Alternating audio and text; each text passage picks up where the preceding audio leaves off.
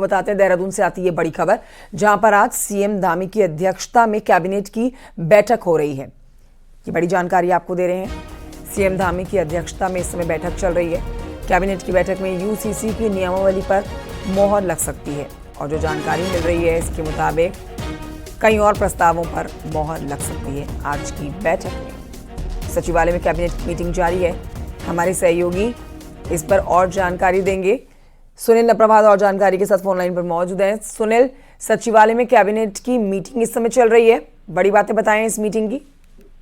देखिए कंचन, कैबिनेट की मीटिंग करीब करीब समाप्त हो चुकी है। यह अलग बात है कि मीटिंग से अभी मंत्री बाहर नहीं आए हैं और जहां तक है कि आज की मीटिंग का चूंकि निकाय चुनाव की आचार संहिता भी लगी है तो आज की मीटिंग की ब्रीफिंग भी नहीं होने वाली है। लेकिन जो हमारे सूत्र बताते हैं कि कैबिनेट मीटिंग में जो यूसीसी की जो नियमावली है उसे मंजूरी दी जा चुकी है। ठीक है, तो लगभग जो ये मीटिंग थी, अहम बैठक, वो खत्म हो चुकी है, जैसा कि हमारे सहयोगी जानकारी दे रहे थे। कई अहम मुद्दों पर चर्चा की गई है इस बैठक में और यूसीसी भी अहम मुद्दा रहा है इस बैठक का, जहां पर जानकारी ये भी मिल रही है कि 26 जनवरी से लागू किया जा सकता है यूसीसी, यूनिफॉर्म सिविल कोड, जिसे 26 जनवरी के बाद से लागू किया जा सकता है। उसी के मद्देनजर और कई प्रस्तावों के मद्देनजर आज की एक बैठक काफी अहम मानी जा रही है, जो अब खत्म हो चुकी है।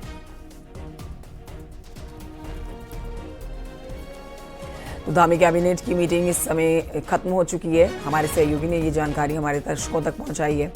एक तरफ निकाय चुनाव को लेकर मुख्यमंत्री पुष्कर सिंह धामी ताबड़तोड़ प्रचार कर रहे हैं, रोड शो कर रहे हैं, जनसंपर्क कर रहे हैं, तो वहीं दूसरी तरफ अब से थोड़ी देर पहले कैबिनेट की ये अहम बैठक सीएम धामी की अध्यक्षता में पूरी की गई है, जिसमें कई मुद्दों के ऊपर, कई प्रस्तावों के ऊपर चर्चा की गई है। धामी कैबिनेट की मीटिंग खत्म हो गई है। यूसीसी की नियमावली पर मोहर लग सकती है इस बैठक में।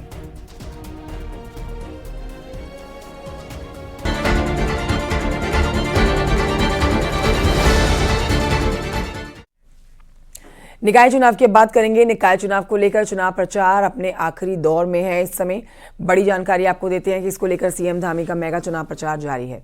सीएम धामी ताबड़तोड़ चुनाव प्रचार कर रहे हैं। मुख्यमंत्री आज श्रीनगर, उत्तरकाशी, मसूरी, ऋषिकेश में रोड शो करने जा रहे हैं। चुनावी जनसभाओं को संबोधित करने जा रहे हैं। बीजेपी के लिए वोट देने की अपील जनता से की जाएगी।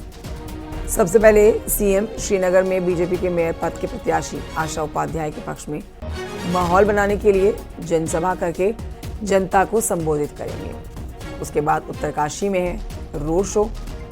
फिर सीएम धामी मसूरी के गांधी चौक में जनसभा को संबोधित करेंगे और फिर शाम 20 बीघा बापू ग्राम ऋषिकेश में जनसभा को करेंगे संबोधित।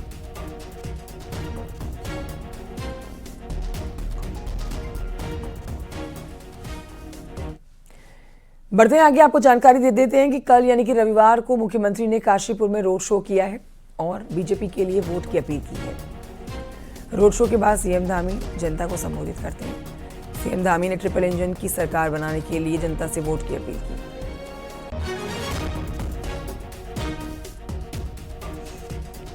प्रदेश की सरकार के साथ साथ निकाय की सरकार भी भाजपा की सरकार होगी, ट्रिपल इंजन लगेगा, तो ये तय मानिए कि आपके क्षेत्र में तीन गुना तेजी से काम आगे बढ़ेंगे।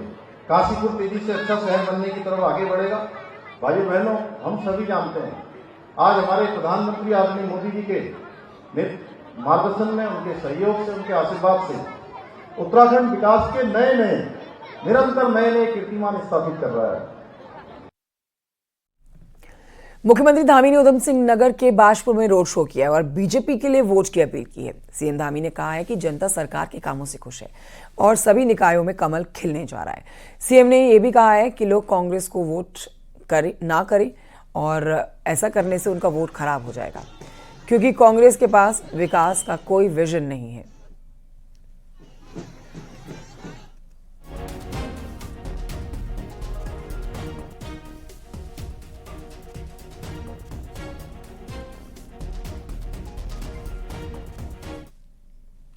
वहीं आपको बताएं कि बाजपुर से पहले मुख्यमंत्री धामी ने बनबसा में भी रोड शो किया।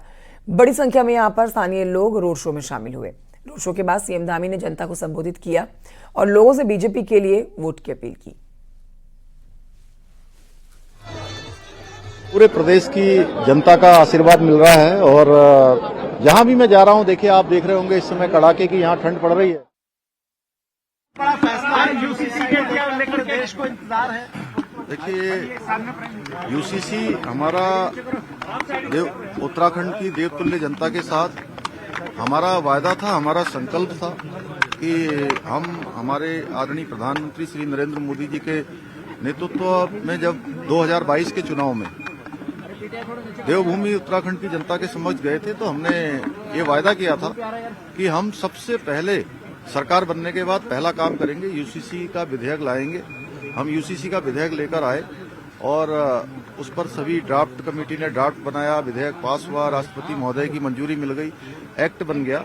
एक्ट बनने के बाद प्रशिक्षण की जो प्रक्रिया है वह भी हमारी लगभग पूरी हो गई है और आज माननीय मंत्रिमंडल में इस बात पर हमने चर्चा करी है कि जल्दी से जल्दी हम उसका डेटों का चूंकि सारी तैयारी होने के बाद, चूंकि भारतवर्ष में सबसे पहले यूसीसी लागू करने वाला राज्य देवभूमि उत्तराखंड बनने जा रहा है, तो सभी चीजों की समीक्षा करने के बाद हम जल्दी ही डेटों का ऐलान करेंगे।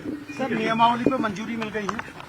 हाँ, नियमावली पर सारी चर्चा हो गई है। चेंज देखेंगे आप, क्योंकि पूरे देश का इंतजार है। बड़ा चेंज होगा और सरलीकरण की प्रक्रिया होगी। देवभूमि उत्तराखंड से गंगोत्री निकलेगी और पूरे देश में जाएगी। सर ओवैसी से लेकर कांग्रेस तक ये कह रही है कि ये बांटने वाली राजनीति है। नहीं, कोई बांटने वाली राजनीति नहीं है। किसी को सभी के लिए इसमें समान व्यवस्था की गई है, सबके लिए एक समान कानून है। मुख्यमंत्री पुष्कर सिंह धामी हेलो कैबिनेट से मंजूरी मिल गई है और ये पूरे देश में मुख्यमंत्री पुष्कर सिंह धामी को आप सुन रहे थे। देखिए धामी कैबिनेट में मोहर लग चुकी है और अगर यूसीसी की बात की जाए तो यूसीसी की नियमावली पर मोहर लग चुकी है। अब आप कह सकते हैं कि 26 जनवरी के बाद यूसीसी लागू हो जाएगा प्रदेश में और प्रदेश से निकलने के बाद उत्तराखंड देखिए पहला ऐसा राज्य बनेगा जहां पर यूसीसी लागू होगा। और यहां से आपने अभी मुख्यमंत्री पुष्कर सिंह धामी को सुना, उत्तराखंड से निकलने वाली गंगा पूरे देश में बहेगी, मतलब धीरे धीरे करके और राज्य में भी आप यूसीसी को लागू होते हुए देखेंगे। लेकिन इस बीच जिस तरह से विपक्षी इसको लेकर एक मुद्दा बना रहे हैं और उत्तराखंड की सरकार को घेरने की कोशिश कर रहे हैं, वहां पर भी मुख्यमंत्री पुष्कर सिंह धामी ने साफ कर दिया कि सबके लिए एक समान कानून इसमें है, यहाँ पर किसी तरह का कोई भेदभाव नहीं किया जाएगा। इसलिए यूसीसी को लाना बेहद जरूरी भी हो जाता है। अब इसीलिए अब बैठक जो की गई है अब से थोड़ी देर पहले कैबिनेट की, उसमें मोहर लग चुकी है यूसीसी की नियमावली पर। बड़ी जानकारी आपको इस समय की दे रहे हैं। धामी कैबिनेट में मोहर लगी है यूसीसी की नियमावली पर। कुछ और अहम प्रस्तावों के ऊपर भी चर्चा की गई है, लेकिन देखिए सबकी निगाहें जिस मुद्दे के ऊपर आकर रुकी हुई थी वो था यूसीसी की नियमावली को लेकर ही लगातार चर्चा चल रही थी। अब उस पर मोहर लग गई है, जल्द ही प्रदेश में लागू होगा यूसीसी। और जानकारी सुनील प्रभात देंगे। सुनील प्रभात, मुख्यमंत्री पुष्कर सिंह धामी ने अभी मीडिया से बात भी की और साफ कर दिया है कि मोहर लग चुकी है। अब से थोड़ी देर पहले जो संपन्न की गई है कैबिनेट की बैठक, उसमें यूसीसी की नियमावली पर और क्या कुछ आज इस कैबिनेट की बैठक में अब से थोड़ी देर पहले हुआ है? देखिए कैबिनेट मीटिंग में कुल 11 प्रस्ताव आज पारित हुए हैं, जिसमें विभिन्न विभागों की नियमावलियां भी थी। लेकिन जो महत्वपूर्ण मुद्दा था वो यूनिफॉर्म सिविल कोड का था कि यूनिफॉर्म सिविल कोड का जो ड्राफ्ट है उसको कैबिनेट पहले ही मंजूरी दे चुकी थी, लेकिन अब चूंकि जो नियमावली है उसको नियमावली को फाइनल टच दिया गया और आज कैबिनेट के सामने उसको रखा गया, जिसको कैबिनेट ने मंजूरी दे दी है यूसीसी की नियमावली को। और इसके साथ ही यूनिफॉर्म सिविल कोड लागू करने का जो रास्ता है वो एक तरह से हम कह सकते हैं कि साफ हो गया है। आज या कल में बहुत संभव है कि कल यूनिफॉर्म सिविल कोड की जो नियमावली इसका नोटिफिकेशन भी जारी कर दिया जाएगा और उसके बाद जिस तरह से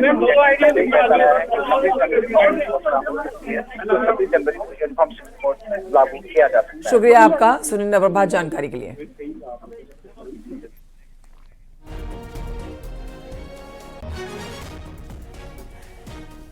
इस समय एक बड़ी खबर आ रही है देहरादून से, बड़ी खबर जहां पर निकाय चुनाव प्रचार का आखिरी दौर जारी है और ऐसे में देहरादून में आज कांग्रेस मेयर उम्मीदवार वीरेंद्र पोखरियाल का रोड शो होना है। आज गांधी पार्क से रेलवे स्टेशन तक ये रोड शो होगा, जिसमें देहरादून कांग्रेस के नेता कार्यकर्ता शामिल होंगे। दीपांकर और जानकारी देने के लिए फोन लाइन पर मौजूद है। दीपांकर, ये रोड शो जो आज होने वाला है निकाय चुनाव के मद्देनजर देहरादून में कांग्रेस मेयर उम्मीदवार वीरेंद्र पोखरियाल का, इसको लेकर जानकारी दें। क्या रोड शो शुरू हो चुका है और किस तरह से कांग्रेस जनता को विश्वास दिला रही है कि उनका मेयर बनेगा, उनका कैंडिडेट जीतेगा तो विकास होगा? बिल्कुल कंचन, क्योंकि देहरादून राजधानी है और 100 वार्ड का सबसे बड़ा नगर निगम ऐसे में सीधी टक्कर कांग्रेस और बीजेपी के बीच है। और अब जब प्रचार कुछ आखिरी घंटों का बचा हुआ है, कल शाम 5 बजे प्रचार बंद हो जाएगा, उससे पहले कांग्रेस आज रोड शो कर रही है जिसमें वीरेंद्र पोखरियाल कांग्रेस के उम्मीदवार है। और अब कांग्रेस नगर निगम में कोई इलेक्शन यहाँ पर जीती नहीं है, लेकिन इस बार कांग्रेस को उम्मीद है कि एक नया कैंडिडेट उन्होंने यहाँ पर दिया, युवा कैंडिडेट दिया, तो जनता उसके साथ जुड़ेगी। और आज ये रोड शो है गांधी पार्क से लेकर रेलवे स्टेशन तक, पलटन मार्केट होते हुए, यानी के बीचों बीच ये रोड शो है। तो कांग्रेस आज अपना एक शक्ति प्रदर्शन करने जा रही है और कल मुख्यमंत्री सौरभ थपलियाल जो बीजेपी के उम्मीदवार है, कल उनके लिए यहाँ पर मुख्यमंत्री रोड शो करेंगे। तो राजधानी है और राजधानी का मैसेज क्योंकि पूरे प्रदेश में जाता है, दोनों पार्टियों की साथ यहाँ पर है। बीजेपी चाहेगी कि नगर निगम उसका होल्ड बरकरार रहे, कांग्रेस चाहेगी कि आप एक नई शुरुआत के लिए हो। तो आज ये कांग्रेस का रोड शो जो वीरेंद्र पोखरियाल का रहेगा और इसमें लोकल कांग्रेस के जो नेता है वो सभी कार्यकर्ता मौजूद रहेंगे। ठीक है, तो कांग्रेस का रोड शो आज देखिए बहुत अहम हो जाता है जनता के बीच में। अपने कैंडिडेट को जिताने के लिए कांग्रेस पूरी ताकत झोंक रही है। दीपांकर, बहुत शुक्रिया आपका जानकारी के लिए। रुद्रपुर नगर निगम तराई का सबसे बड़ा नगर निगम है। देखिए यहाँ पर कोहरे वाली ठंड के बीच में इन दिनों खूब चुनावी शोर भी सुनने को मिल रहा है। 40 वार्ड वाले इस नगर निगम को जीतने के लिए बीजेपी और कांग्रेस में सीधे आमने सामने की टक्कर है। बीजेपी यहां पर 2 बार की मेयर सीट बचाने की कोशिश में है, तो वहीं कांग्रेस तराई का मैदान जीत कर एक नया इतिहास लिखना चाह रही है। देखिए रिपोर्ट।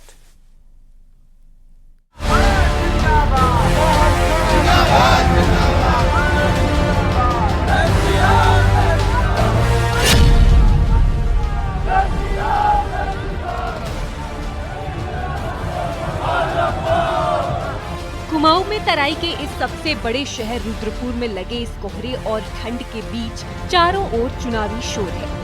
75,909 पुरुषों और 70,105 महिलाओं और 68 थर्ड जेंडर वाले इस नगर निगम में कुल मिलाकर 1,46,082 मतदाताओं के वोट पाने की लड़ाई है। और इन्हीं वोटरों का मेयर बनने के लिए बीजेपी और कांग्रेस आमने सामने की लड़ाई लड़ रही है। हम लोग प्रयास करेंगे कि यहाँ पर जो हमारी सड़कें हैं पुराने समय की बनी हुई हैं, कई नहरें हैं, उनको कवर करने की आवश्यकता है। कवर करके 2 लेन बनानी पड़ेगी कई जगह पर। कई जगह बस्तियों से सिटी को कनेक्ट करने के लिए जो घूम के आना पड़ता है उससे हम कम करेंगे, ताकि जो चौराहों पे जाम है वो भी कम हो सके।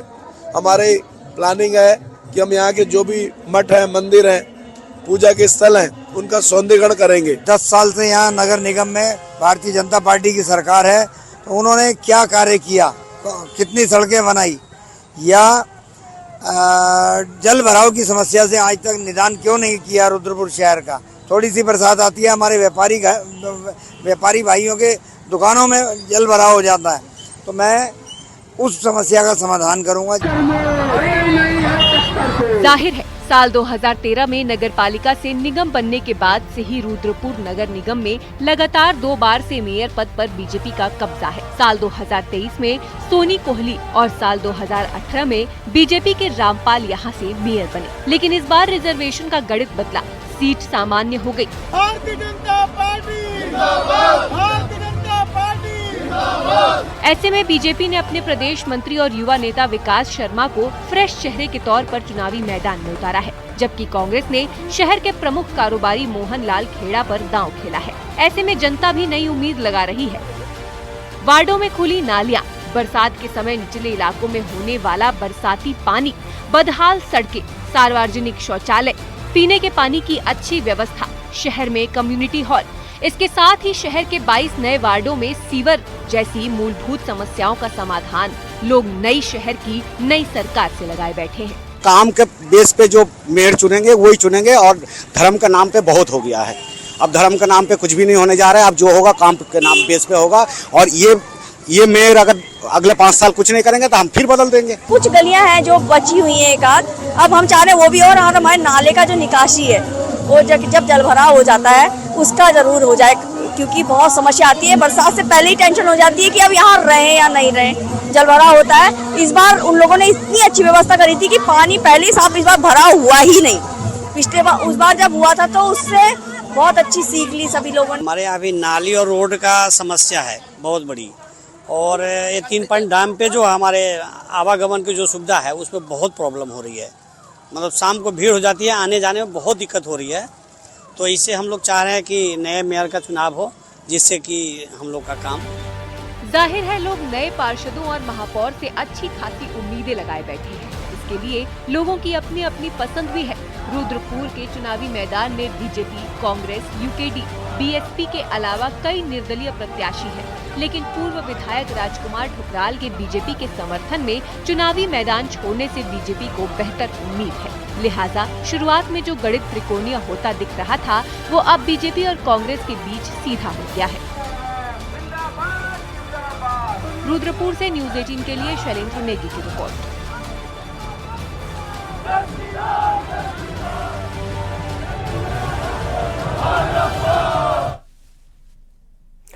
और आगे बढ़ते हैं, आगे आपको बताते हैं उत्तरकाशी के बटकोट नगरपालिका में सभी प्रत्याशी जोर शोर से प्रचार में जुटे हुए हैं, लेकिन भाजपा प्रत्याशी अतुल रावत और निर्दलीय विधायक के भाई निर्दलीय प्रत्याशी विनोद डोभाल का इनके बीच का चुनाव के अंतिम दौर में आरोपों का दौर इस समय भी जारी है। दोनों एक दूसरे पर भ्रष्टाचार का आरोप लगा रहे हैं। भाजपा प्रत्याशी के निर्दलीय प्रत्याशी विनोद डोभाल के चुनाव पोस्टर पर उनके निर्दलीय विधायक भाई का चेहरा गायब होने पर सवाल उठ रहे हैं।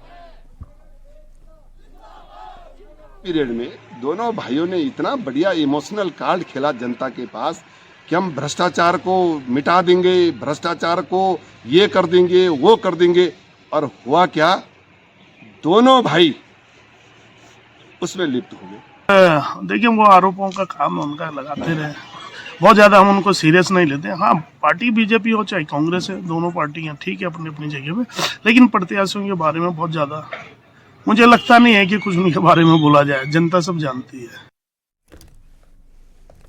निकाय चुनाव के दौरान बीजेपी जहां कांग्रेस के कई नेताओं को बीजेपी ज्वाइन करवा चुकी है, तो वहीं कुछ ऐसे नेताओं की भी घर वापसी हुई है जो कभी बीजेपी में थे। पिथौरागढ़ जिला पंचायत के पूर्व अध्यक्ष किशन भंडारी की भी 8 साल के बाद घर वापसी हुई है और सीएम धामी की मौजूदगी में किशन भंडारी ने बीजेपी ज्वाइन की है।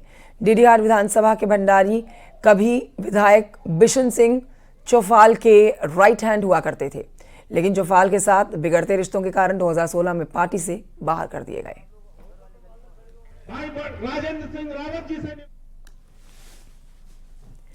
देखिए, जैसे जैसे मतदान का दिन पास आ रहा है, वैसे वैसे प्रत्याशियों की धड़कनें बढ़ती जा रही हैं। ऋषिकेश में मेयर चुनाव को लेकर बीजेपी, कांग्रेस और निर्दलीय प्रत्याशी अपनी पूरी ताकत झोंक रहे हैं और प्रचार कर रहे हैं। कांग्रेस मेयर प्रत्याशी दीपक जाटव ने चुनाव में पूरी ताकत लगा दी है। जनसंपर्क, नुक्कड़ सभाओं से लोगों से संपर्क किया जा रहा है और लोगों से वोट देने की अपील की जा रही है। उसके बाद पूरा तमाम शहर, पूरा उत्तराखंड इस बात का गवाह है कि जब हम उत्तराखंड में यूसीसी का काउंटडाउन शुरू हो चुका है। देहरादून में यूसीसी का कर्मचारियों की जो यहां पर ट्रेनिंग चल रही है, आज आखिरी दिन है उसका। मंगलवार को पोर्टल का मॉक ड्रिल होना है, यानी कि कल 26 जनवरी से यूसीसी लागू होने की बात की जा रही है। तो ऐसे में आप कह सकते हैं कि अब यूसीसी का काउंटडाउन शुरू हो चुका है।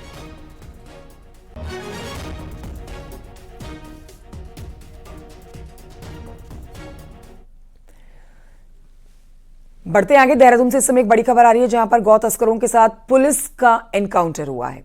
मुठभेड़ में पुलिस की गोली लगने से गौ तस्कर जो हैं वो घायल हुए हैं। 2 गौ तस्कर घायल हो गए हैं, जिनको अस्पताल में भर्ती कराया गया है। पुलिस का कहना है कि बीते 2 दिन पहले पटेल नगर इलाके में गौकशी की घटना को अंजाम इन्होंने दिया था। बताया जा रहा है कि चेकिंग के दौरान बदमाशों ने पुलिस पर फायरिंग कर दी थी, जिसके बाद पुलिस की जवाबी कार्रवाई में दोनों बदमाशों को गोली लगी। दोनों बदमाश सहारनपुर के रहने वाले हैं।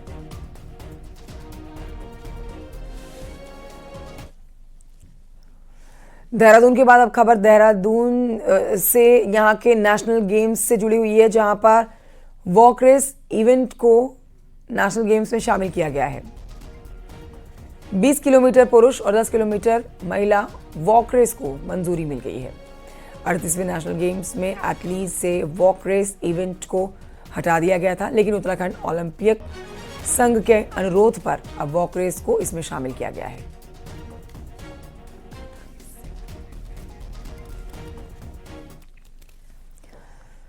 उत्तराखंड में नेशनल गेम्स की तैयारियां जोरों पर है। देहरादून में स्टेडियम को इवेंट के लिए तैयार किया जा रहा है। इसके साथ ही राष्ट्रीय खेलों के शुभारंभ के साथ कई यहां पर बॉलीवुड सितारे भी और गढ़वाल कुमाऊं के वाद्य यंत्र और पहाड़ की संस्कृति की झलक दिखाने वाली भी प्रस्तुति होंगी। देखिए रिपोर्ट।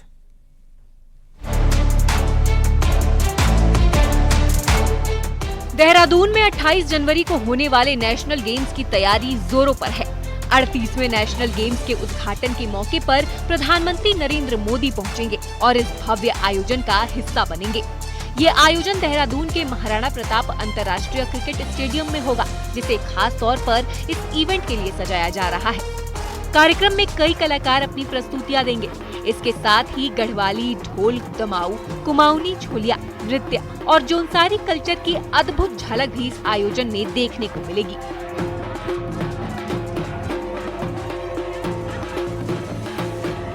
क्योंकि आपको जैसे पता होगा कि सचिव लोक निर्माण विभाग जो पंकज पांडे जी उनको नोडल बनाया गया है इसके लिए, और वो इसकी कई मीटिंगें कर चुके हैं।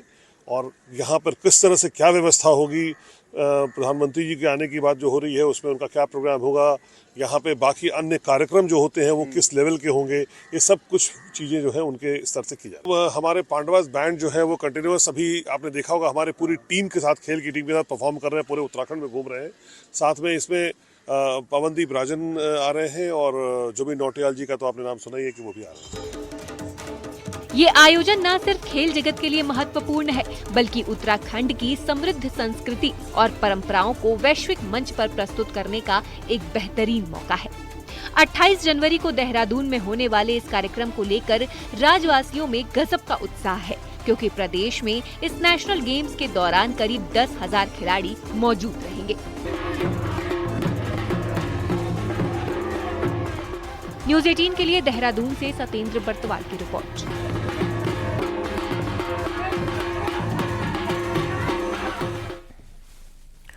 निकाय चुनाव के मद्देनजर पुलिस प्रशासन पूरी तरीके से मुस्तैद नजर आ रही है। विकास नगर और हर्बटपुर नगर पालिका क्षेत्र में पछुआदून के कई थानों में पुलिस ने फ्लैग मार्च किया है और इस फ्लैग मार्च का मकसद जनता को सुरक्षा का एहसास दिलाना था। साथ ही निकाय चुनाव से ठीक पहले पुलिस ने दूसरे राज्यों की सीमाओं पर भी चौकसी बढ़ा दी है।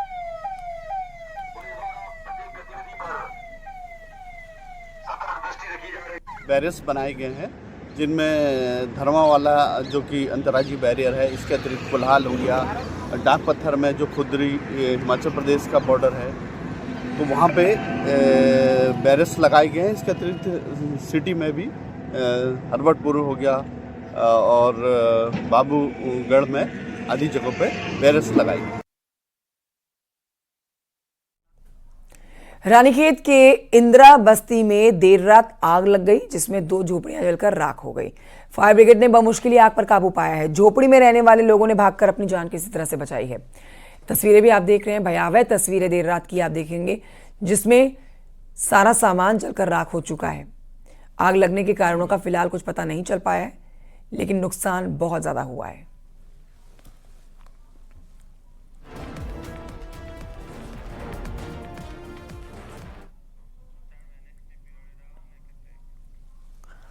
बीजेपी के राष्ट्रीय मीडिया प्रमुख सांसद अनिल बलूनी का कहना है कि दिल्ली में बीजेपी इस बार पूर्ण बहुमत की सरकार बनाने जा रही है। बलूनी ने कहा है कि पिछले 10 सालों में केजरीवाल सरकार ने दिल्ली की जनता को सिर्फ निराश किया है। सुनिए क्या कह रहे हैं। बहुमत दिल्ली के अंदर जो मिजाज है, दिल्ली के अंदर जो लोग जा रहे हैं, जो मीडिया कर्मी भी जा रहे हैं, जो दिल्ली के अंदर सारे लोग हैं, वह सब जानते हैं कि दिल्ली की हवा किस प्रकार से बह रही है। भारतीय जनता पार्टी इस बार अच्छे बहुमत के साथ, पूर्ण बहुमत के साथ सरकार बनाने वाली है। और केजरीवाल जी जैसे जो लोग असत्य और झूठ की राजनीति करते हैं, जो जिस प्रकार की राजनीति करते हैं, और जनता को पिछले 10 वर्ष के अंदर कितना डिसअपॉइंटमेंट केजरीवाल जी से हुआ है, शायद हिंदुस्तान की राजनीति में किसी और से नहीं हुआ है।